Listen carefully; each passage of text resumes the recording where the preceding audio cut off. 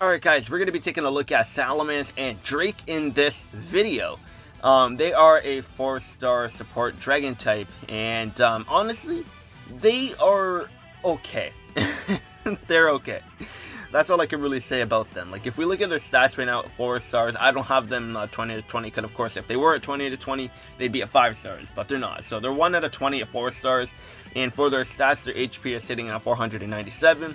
259 physical attack, 188 physical defense, 255 special attack, and then 187 special defense, and then the speed is really slow actually at 186. So at 4 stars being a support, his stats are like mediocre, I guess, but his defensive stats are fine, I guess. But like when you get in the 5 stars, of course, like his defensive stats are going to be over 200. They're going to be closer to like 215 on both ends, physical and special. His offensive power, they'll be just about hitting 300 almost at 5 stars, 20 to 20. So, like, he's not going to be the best, of course. But even his kit, like if you look at his moveset, he has Dragon Claw, X special defense, which is good, of course, because you want something like that for a support type. Not all the time, depending on what their kit is. And then he also has Dragon Breath, and then he has his trading move, which increases the move gauge of all ally sync pairs by 2, which can be useful depending on the situation and the team that you're running, and then sharply raises the defense of all ally sync pairs. So his trading move is solid. Like, it's not like the best, but like increasing the move gauge is always going to be helpful. And then also increasing our defense for everyone is going to be very helpful too, of course. And then with him increasing special and physical defense, it does help a lot. So you don't have to worry about bringing one support type and then someone else does sort of help with special defense or whatever. Like, Salamance can do both, which is good, but the only thing that does suck is he doesn't have a grid.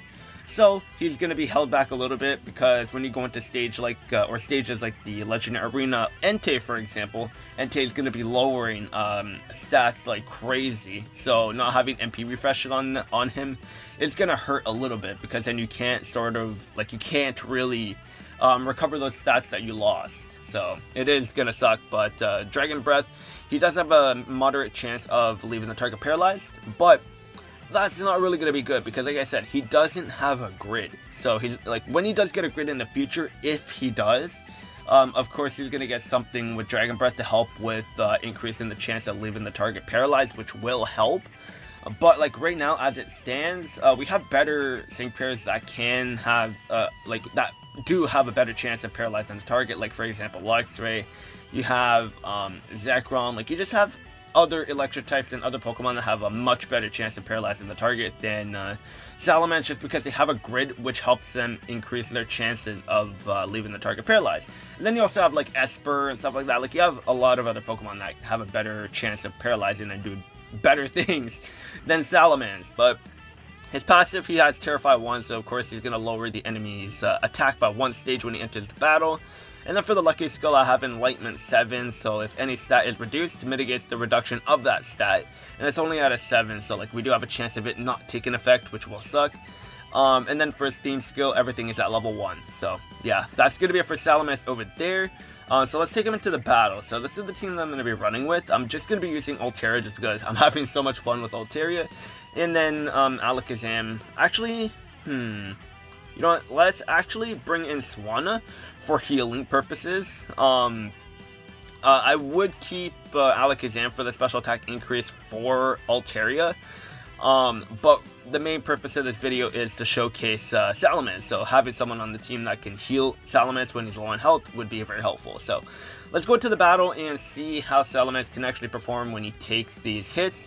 And I guess this can sort of show what Enlightenment can do as well, if you're not really familiar with it. But Salamance, as a support type dragon, he is okay. Like, he is okay, and then we have Swanna here that will be increasing our physical defense as well. So we're not really going to be doing that, because we just want to take a look at what Salamance can do.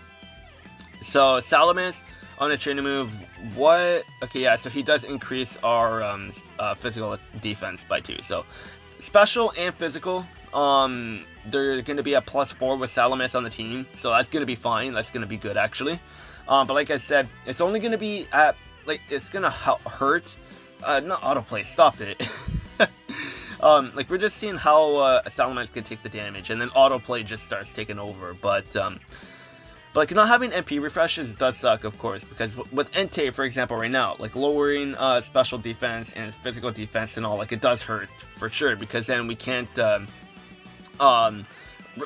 those stats back up, because like right there we saw that Salamance did have his special defense lowered. And without MP refreshes, we can't really bring that stat back up. But like right now, like we're only on stage 1, we are going to go to stage 3. But on stage 1, like he is taking like damage well, of course, but it's stage 1, so of course he's going to do fine. Like for Dragon Breath, this is the damage that he can do right now. 211, so it's not going to be anything substantial. And then Dragon Claw, 87 damage. So like he's okay. We'll take a look at his sync move now. The animation isn't really that great either. Like in the future, I hope he would Mega Evolve. But I highly doubt that's gonna happen. But he can Mega Evolve, because of course in the main series games, like in Omega Ruby and Alpha Sapphire, he could Mega Evolve. But in the game, they decided not to give him a Mega Evolution, which does suck. But it is what it is. What can you do?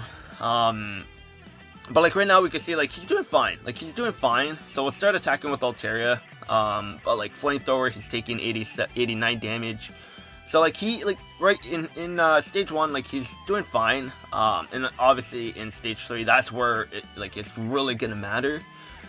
Because Entei does hit considerably hard in that stage. So like seeing Salamance over there is gonna like really be where it matters. Kind of stage 1. Entei doesn't really hit hard, of course, but stage 1 is it's just more of like a fun kind of battle thing, like testing out sync pairs and stuff like that.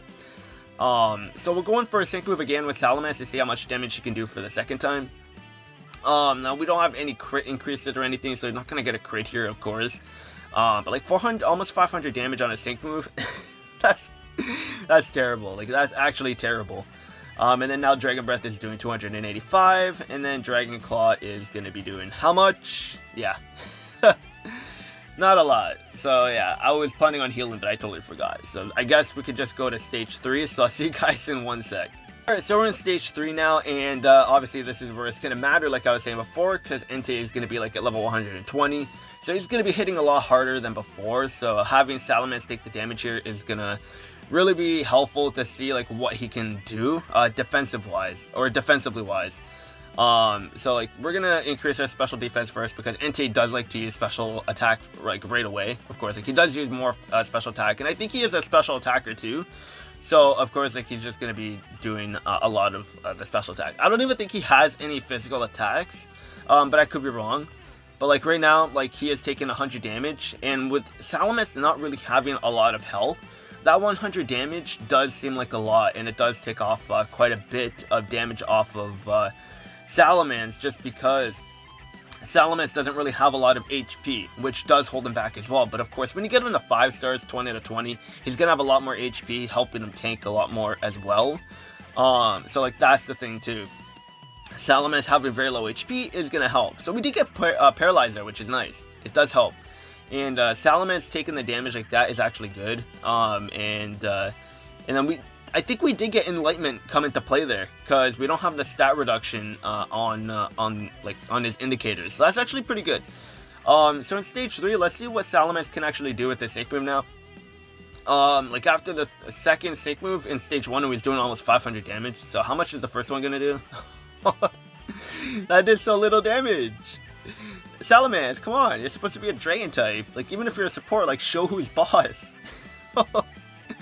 Salamance, oh man. It does hurt seeing Salamance this weak, because in the main series games, like, he's actually so cool, and I love him, especially his Mega Evolution, but they did him dirty in this game. They did him dirty, and like, it does suck that that he's this weak. And it does suck they made Salamance the support type in this game. Like, I would have loved Salamance to be a striker in this game, but they decided to just put him as a support, like a very weak support. But don't get me wrong, I guess we'll go for all this stuff, get our move gauge down. And oh no, we already used our training move. Damn it, and he doesn't have a grid, so we can't even do MP refreshes. So that does suck. I wanted to see the move gauge or his training move take into play, because of course, like I said, it's gonna be situational and helpful depending, because like having a character that can increase your move gauge is always gonna be helpful no matter which way you put it. But like as we can see, like Salamance, like he doesn't do that much damage. Like him tanking, he can be like, he is solid when it comes to tanking, but there are better Synchros, of course, that can tank damage and do more than Salamance. But like if we compare, oh my god, I cannot talk. But if we compare his health with Swanna is also 4 stars, and she's not even 20 out of 20, clearly, because otherwise she would be at 5 stars right now.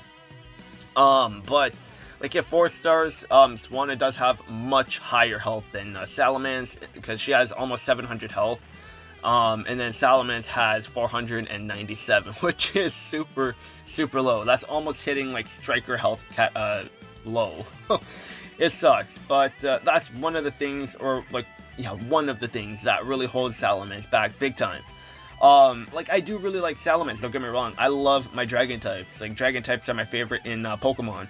And it does hurt to see Salamance this week in Pokemon Masters. Like I don't really use them that much, but after using him in this video, he does, like, yeah, it does hurt. It does hurt. Like he's very cool, but he's not that great.